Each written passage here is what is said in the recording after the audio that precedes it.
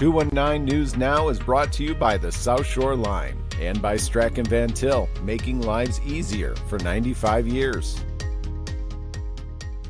I'm Andrew Garcia, and this is your 219 News Now. Former Portage Mayor James Snyder is scheduled to be sentenced on March 10th in Hammond for a felony conviction of corruptly obstructing the administration of federal revenue laws, a crime that carries up to 3 years in federal prison and ended his second term after a February 2019 jury verdict. Prosecutors say Snyder falsified documents to conceal from the IRS the true financial status of his private business ventures. A bribery charge remains pending after the 7th U.S. Circuit Court of Appeals authorized a retrial in November 2024, but prosecutors plan to dismiss that charge during the sentencing.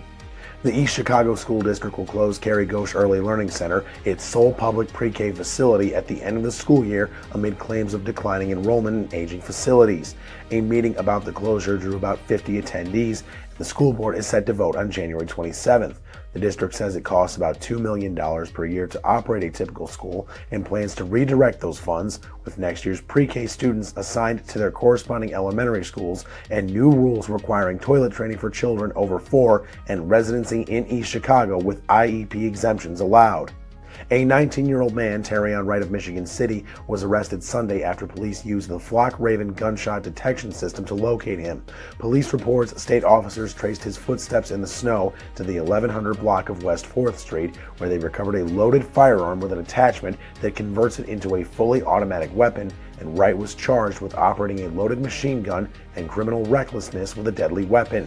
He's being held on a $20,000 cash bond with a March 12th hearing scheduled. And in sports, Highland meets Griffith on the girls' basketball courts. Here's a look at the action from that game. Highland has won 4 of its last 5. The Trojans look to get back in the win column after dropping their previous contest. Griffith, on the other hand, has lost 3 straight. Time winding down in the first half. Griffith trailing and trying to chip away. Tony Escobedo gets it to Reagan McGee. The bank is open after hours for the junior. Panthers on the comeback trail. Highland with a chance to tack on before the buzzer. Savannah Ballard with the extra pass to Jordan Steele. The senior lets one fly and buries it before time runs out. Highland takes a 28-11 lead into the break. To the third, the Trojans keeping their foot on the pedal. Steele finds a cutting Joya Feaster. Highland with the first points of the second half. Later, Steele continues to find the right hands. Going down low to her sister Avery for the lay-in, the women of Steele continue to pad the lead for Highland. Just over a minute left in the third, Griffith refuses to give in. The Panthers swing it over to Morgan Von Ogden. The senior attacks, hangs, and hits off the window. Panthers staying in the hunt.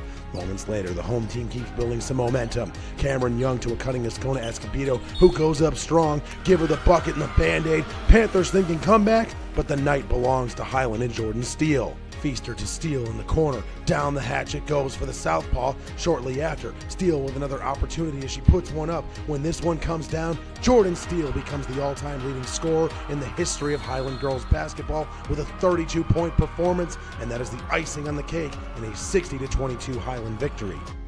To read up on more local news and headlines, visit NWI.com. I'm Andrew Garcia, and this has been your 219 News Now.